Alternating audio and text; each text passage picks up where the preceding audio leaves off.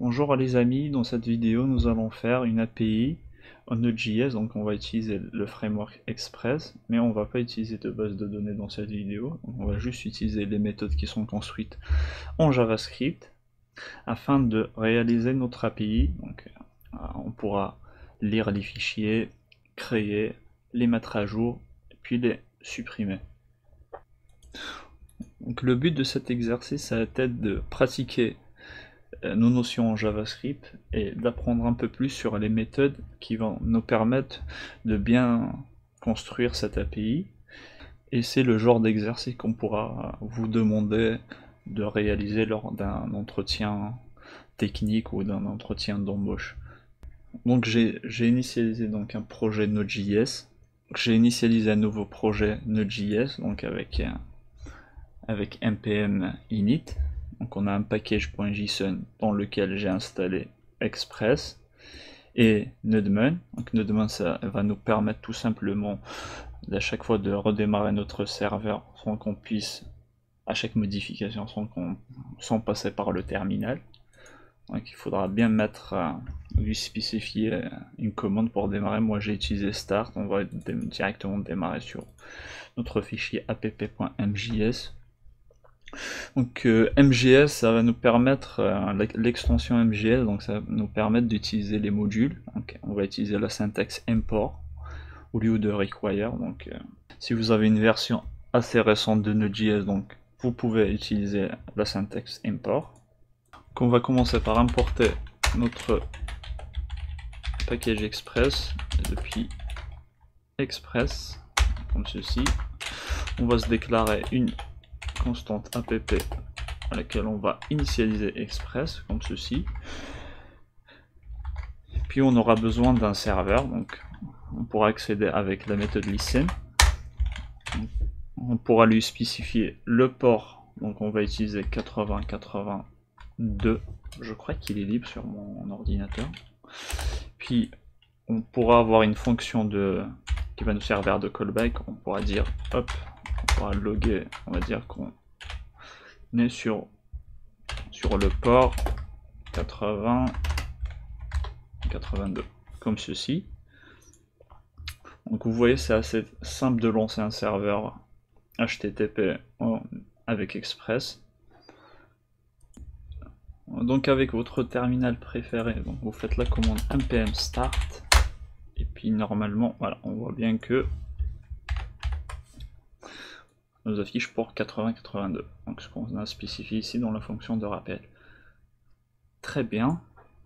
Généralement toutes les AP ont des données, donc nous on aura besoin d'avoir des données sur lesquelles on pourra travailler.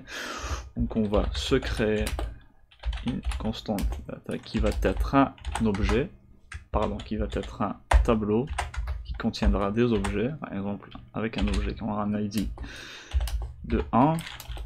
Puis on va dire qu'on va travailler sur les langages de programmation, par exemple. Le langage, on va dire que là on est sur JavaScript, comme ceci.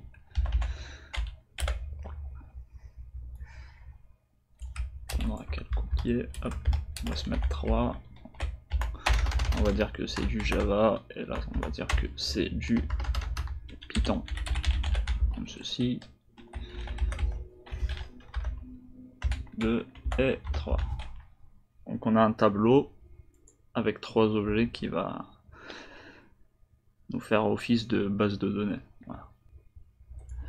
Ceci étant dit, donc on aura besoin de se créer une première route qui va nous retourner toutes les données. Donc pour créer des routes avec Express, donc c'est très simple, donc on va utiliser simplement app. On aura accès à .get, à .post, on aura accès à plusieurs méthodes HTTP. Donc généralement pour retourner toutes les données, généralement on va utiliser get, qui prend en premier paramètre donc le chemin. Donc on va dire que c'est slash, donc ça va être notre chemin principal, et qui prend en deuxième paramètre donc une fonction qui va se charger de récupérer de la requête, donc les données entrantes et la réponse, donc les données qui vont être envoyées par le serveur, comme ceci. Donc ça va être une fonction fléchée. Et là tout simplement on va juste retourner, donc on va mettre un response on va envoyer un statut de 200 pour dire que tout s'est bien passé. Et on va renvoyer en format JSON, donc il va convertir notre objet JavaScript en format JSON, qu'on va simplement renvoyer data, comme ceci. Donc là, si on passe sur Postman, on pourra tester comme ceci. Donc, on est bien sûr localhost /8085. Donc si on envoie un, ça on se met bien en get.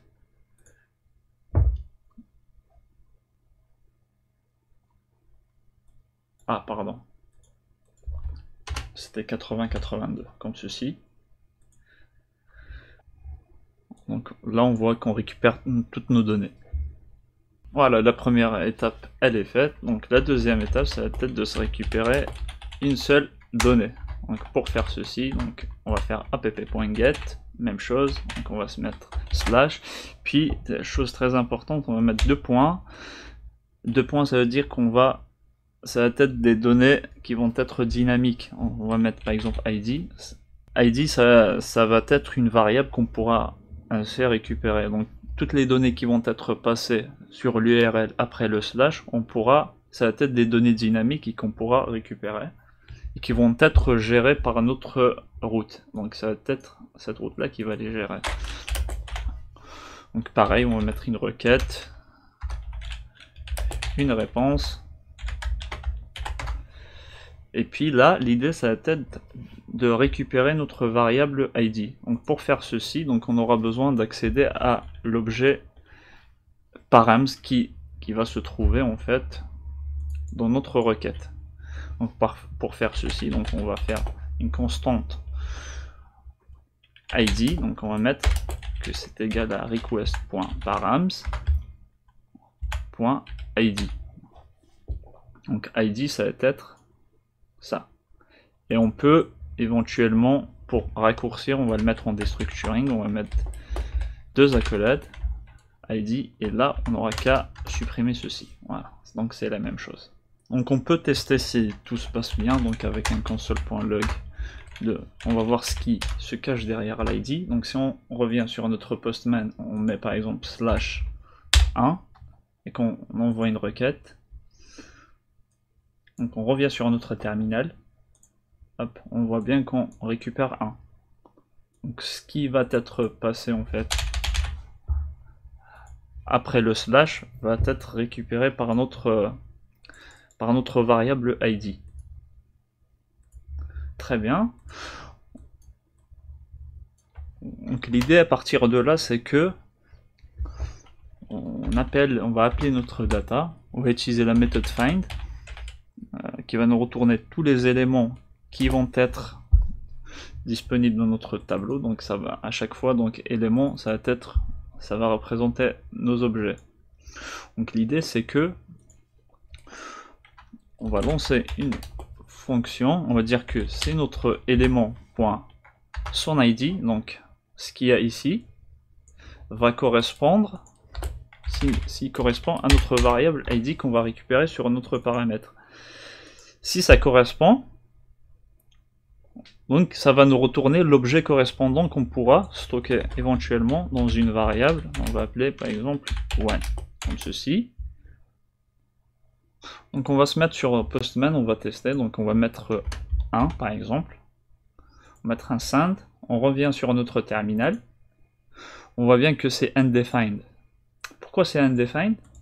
Tout simplement car notre ID est un nombre ici, et non pas une chaîne de caractères. Par contre, l'objet param va nous renvoyer des chaînes de caractères.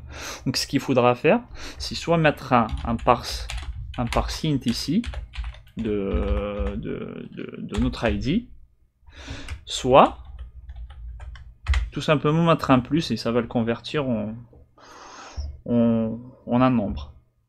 Donc là, si on refait, hop, on revient sur notre terminal, voilà, on voit bien qu'il va nous récupérer l'objet correspondant à notre identifiant.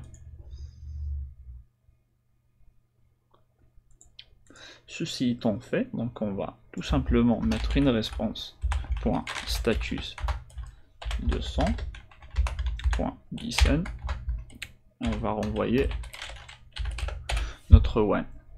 On revient sur Postman. Hop, on voit que ça marche. ID, donc il va nous renvoyer l'ID correspondant. Si on met 3, donc il nous renvoie 3.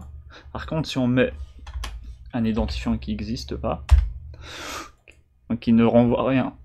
Donc ici, ça serait un peu plus pratique si on mettait quelque chose, c'est une sorte d'erreur, on va dire not found. Donc pour faire ceci, on va mettre tout simplement comme ça, donc avec le point d'exclamation, donc il va nous retourner s'il ne trouve pas, s'il ne trouve rien dans one, donc on va tout simplement retourner une réponse point JSON. On va dire que on va ouvrir les accoladons, on va lui passer une clé message, on va dire hop not found. Donc le fait de retourner, ça va directement couper le script et ça va pas exécuter cette dernière ligne. Donc si on refait, hop, 6, donc on a un message not found, 3, on trouve, et puis si on refait un get all, en enlevant tout marche bien. Donc la troisième étape de notre CRUD, ça va de faire, on pourra poster, on pourra créer de nouvelles données. Donc ici, on pourra tout simplement, on part sur un app, on va utiliser un post, on part sur slash, on peut en fonction de rappel une requête, une réponse. Donc l'idée ici c'est de récupérer les données qui vont être envoyées par le client. Donc pour les récupérer, donc on a accès à l'objet body qui se trouve dans la requête et qui va nous permettre de capturer le contenu qui va être envoyé par le client. Donc on peut le récupérer de cette manière en utilisant la syntaxe de destruction. On va dire que c'est égal à request et là on va tout simplement body. Donc on va se loguer notre variable body et puis on va passer sur Postman pour tester tout ça. Donc on passe sur Postman. Donc je suis en méthode post, donc sur la rubrique body. Donc on pourra envoyer par exemple language, on pourra envoyer C++, on va voir ce qui va se passer sur le terminal. Donc on a undefined. Pourquoi on a undefined? Tout simplement car Node.js et Express n'autorisent pas par défaut la récupération des données. Donc il faudra l'expliciter dans notre code afin qu'il soit pris en compte. Donc pour faire ça, on va revenir tout ici au début de notre, tout en haut, avant notre route, on va utiliser la méthode use et on va lui passer express.json. Comme ça, on pourra, qui vont contenir du JSON, des requêtes entrantes. Donc là, si on refait un autre essai, donc on va envoyer, on revient sur l'autre terminal, donc on voit bien qu'on le récupère. Très bien. Donc ceci étant fait, le but ça va être de créer un objet qui va être formaté de cette façon, et puis de l'ajouter à notre tableau data. Donc pour faire ceci, donc ça va être très simple. Donc on va se créer une constante, on va appeler new1, qui va être un objet. Donc on va récupérer le contenu de notre body, donc avec la syntaxe avec le spread opérateur. Et puis on va essayer de lui rajouter un identifiant de manière dynamique. Donc on va se faire une clé ID. Et le but ça va être de calculer la taille de notre data avec la propriété length, puis lui rajouter 1. On n'oublie pas la virgule, comme ceci. Quand on aura fait ça, donc on va prendre data, on va utiliser la méthode push, on va pusher notre variable new1.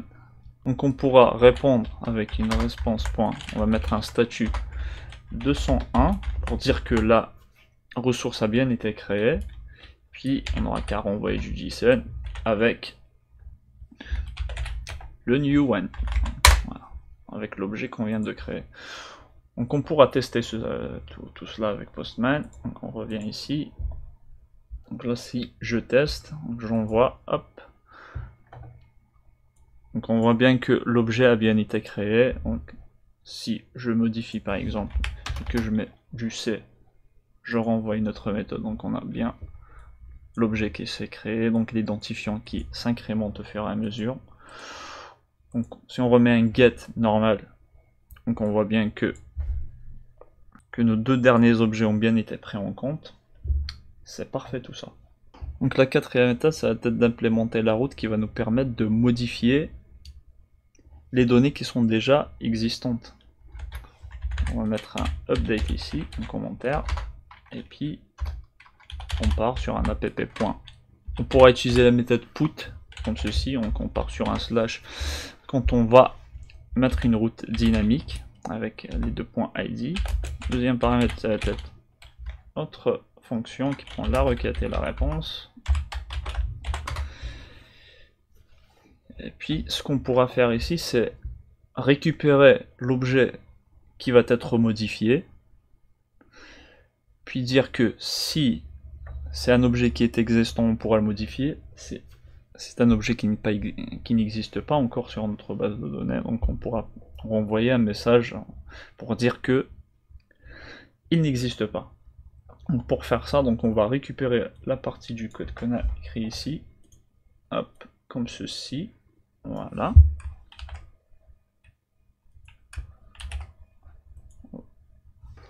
Donc pour pouvoir le modifier, donc on va récupérer notre objet one, donc on pourra accéder à language, c'est ce qu'on veut modifier, donc on va le modifier par le contenu de body point language, donc, car on va s'attendre à recevoir depuis le client. Donc si tout se passe bien, donc on pourra renvoyer un status, un response.status 200, on va dire que un JSON, on va renvoyer le one qui a été, la valeur qui a été modifiée. Donc là, je viens juste de me rendre compte que j'ai oublié de mettre un status ici. Par exemple, on pourra faire un status ici. Si on ne trouve pas, on va mettre par exemple du 404 pour dire not found.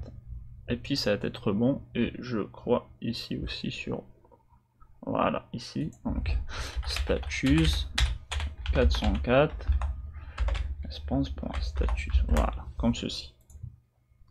Donc pour tester cela, on passe sur Postman, donc on se met sur slash, par exemple le 1, on voudra altérer le contenu de 1, donc on va mettre TypeScript au lieu de JavaScript.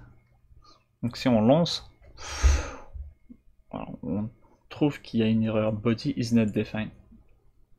Ouais, ça a du sens. Donc on revient ici, body ici, donc je ne l'ai pas importé, donc on va tout simplement mettre un constant est égal à request, voilà. Donc on se récupère le body, voilà, comme ceci. Donc si on revient sur Postman, normalement tout devrait bien fonctionner maintenant. Voilà, donc on voit bien que ça a été altéré. Si on met un Guttle, on lève ça,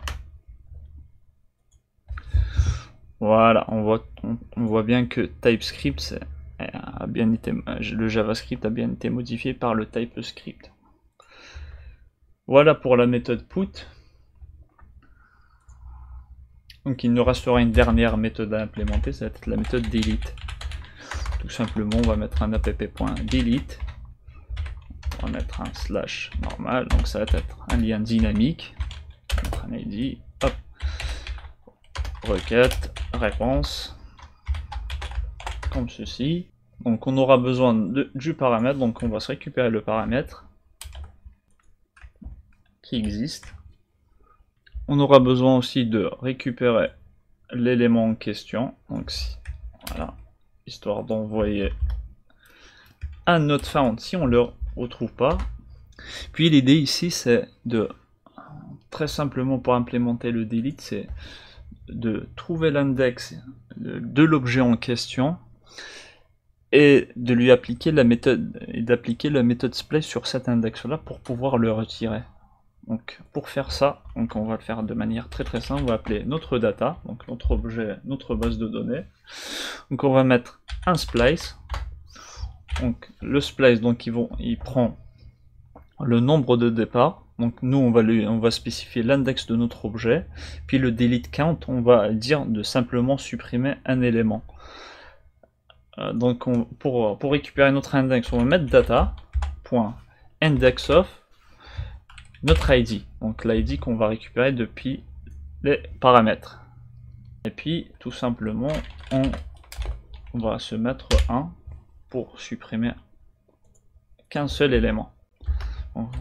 Puis qu'on aura tout simplement à renvoyer un status, je crois de 200, je sais plus, puis mettre un JSON.